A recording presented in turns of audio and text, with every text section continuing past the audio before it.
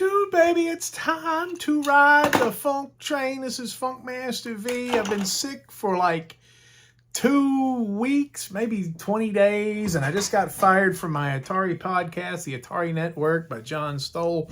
So I've been out of the loop for a couple weeks. So I was trying to repair my body and my ego, but I'm back. And there's a new game on the Atari 7800 library and also the Atari VCS. And that game is called Block'em Sock'em. And I wish this was a game about boxing robots, but it's a game by John Hancock, the immortal John Hancock. This guy calls himself immortal, even though there was an immortal document signed by a guy named John Hancock who wrote his name larger than anybody else's, making his own signature immortal. No, this guy that in reviews in television games, he's the immortal one. Actually, this guy is a nice dude. He's one of these reviewers that I always go to if I'm feeling on the fence about a game. He always kind of provides a positive slant.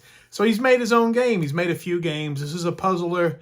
You can buy it on the Atari VCS store right now for $8.99, or you can wait for the cartridge to be released on his website, I guess, for $50.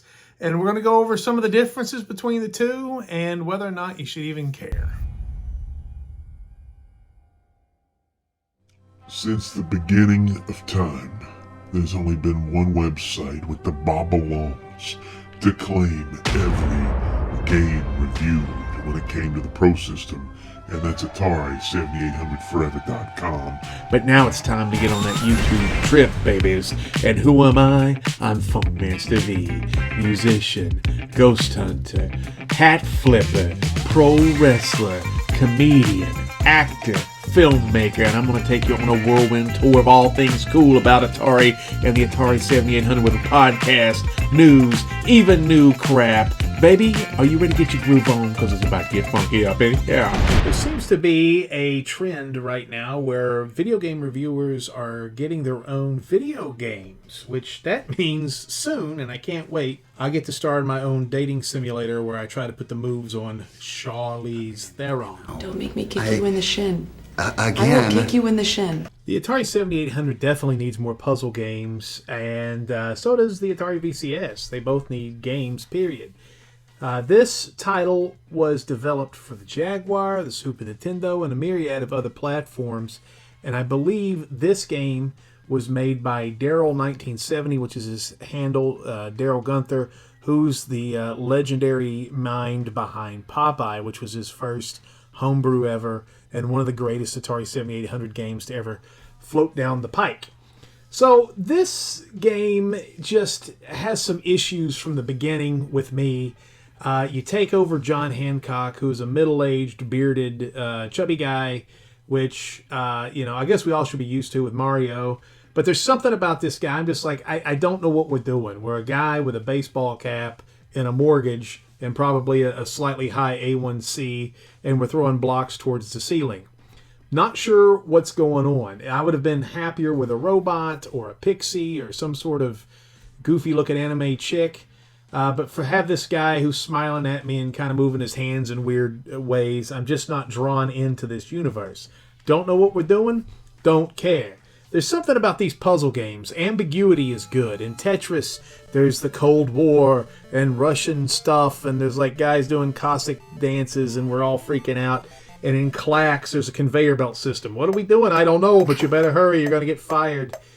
Same thing with columns. There's like all these hieroglyphics and Egyptian stuff, and if we don't do well, maybe we'll get a dart to the neck, or something horrible will happen to us, like a boulder chasing us down a hallway. Here, the ambiguity exists, but the main character is somebody I don't relate to or want to help because I just don't know what's going on and I don't care. And the game does not do a great job explaining what to do right away.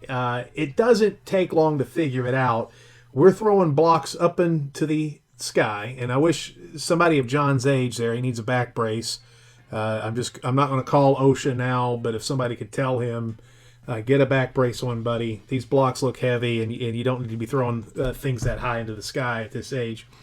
But you take it like a purple block, you throw it up, and you try to eliminate as many blocks as you can of that color. And each board has some sort of layout that it wants you to figure out. You need to clear a certain amount of blocks each level with a certain amount of throws. And once you achieve that goal, you can go to the next level. And the game works pretty well. I read there was 25 levels. There's actually 29. You have a difference of, you have an easy, a medium, and a hard difficulty, or maybe it's called expert. But these decrease your number of tosses, and there's a little bit of strategy here.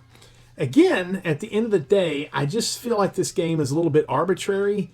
The difficulty seems to ramp up in some places. And then, like, for example, level 17 was pretty hard for me to figure out. Level 18 was one of the easiest levels in the game. So there really is no progression feeling. Don't know why we're doing this. Why are we trying to clear blocks with blocks? And why are we trapped in this weird room?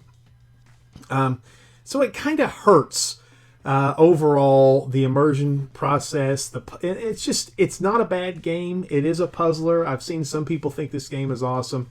This one just isn't for me. I feel like it's just not firing on all cylinders.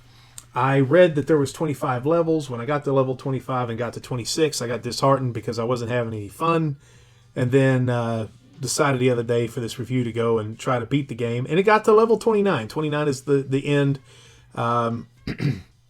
And you get to see the ending of the game, which isn't too spectacular, and put your see how well you did on the points.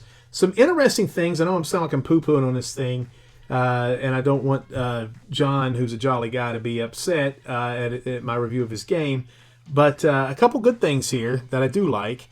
I do like the graphics in the background. They're very reminiscent on the 7800 version of like Scrapyard Dog.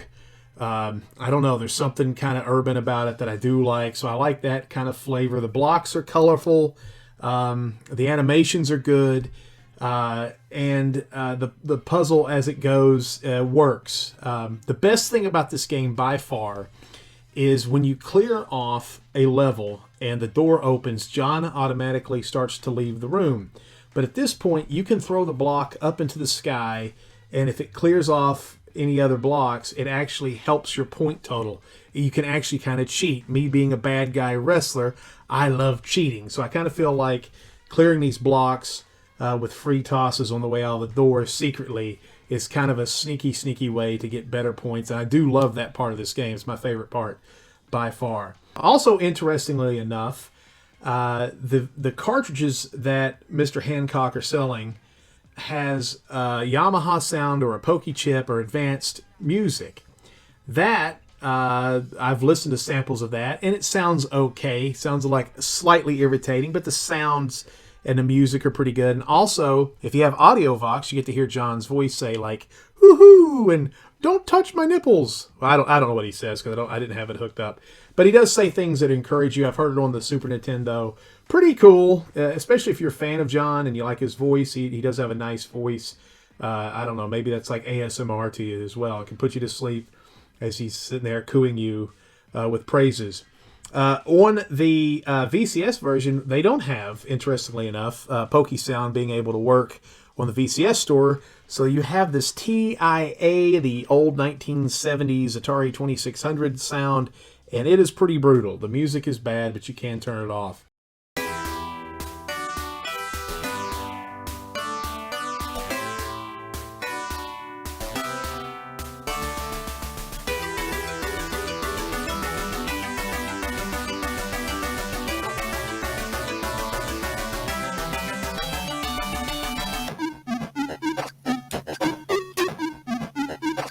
Shut it off.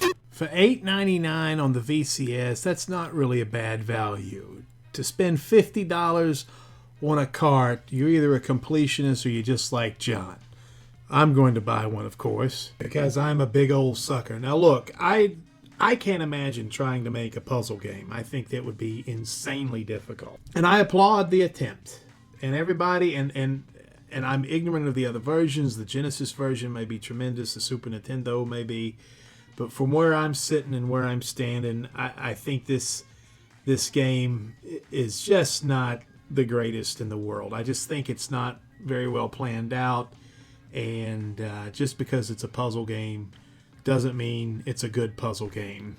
and take it for what it's worth. So this game's going to be on the lower end of the Atari VCS games right now, and there's other things on the VCS store for you to horse around with and try out that I think are better. Okay, well, anyway, guys, I hope you enjoyed the review. God bless you all. I'm going to have more video game content up on the Atari 7800 Forever YouTube page this week. Make sure you check that out. And as always, keep checking out Big and Funky Productions YouTube page for comedy, movie, and horror related stuff and all that jive. And if you can get a hold of John Stoll II, Silverback from the Atari Network, tell him I miss him.